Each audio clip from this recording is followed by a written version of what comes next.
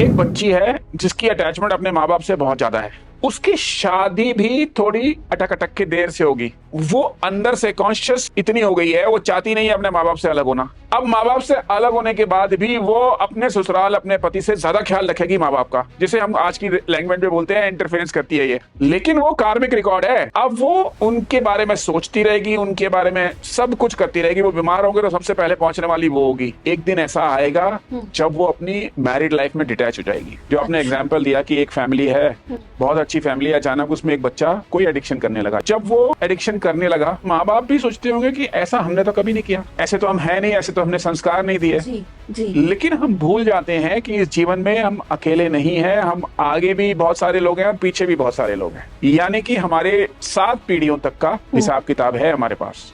आपने सप्तऋषि देखे हैं कभी? हाँ, द कॉन्स्टलेशन। तो सप्तऋषि से ही बना है ये।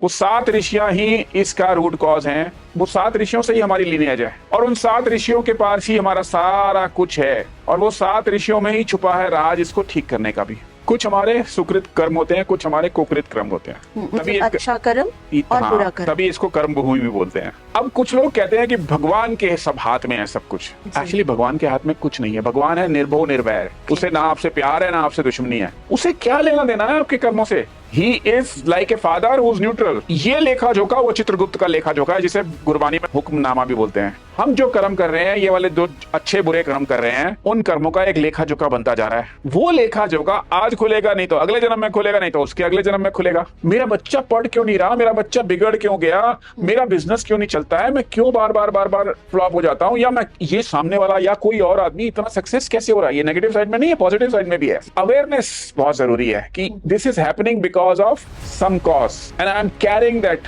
cycle with me। अब मुझे वो साइकिल तोड़ना है, मुझे साइकिल कैरी नहीं करना है। सब कुछ निष्काम करिए जीवन में, आप गलत नहीं कर पाएंगे क्योंकि आप उसको साक्षी रख के काम कर रहे हैं। लाइफ में कभी भी ये रियलाइजेशन हो सकता है। ये जरूरी नहीं है कि पहले आपको रियलाइजेशन हो। आज इस स्टेज में हमको रियलाइजेशन हो सकता है तो सबको हो सकता है ना। राइट।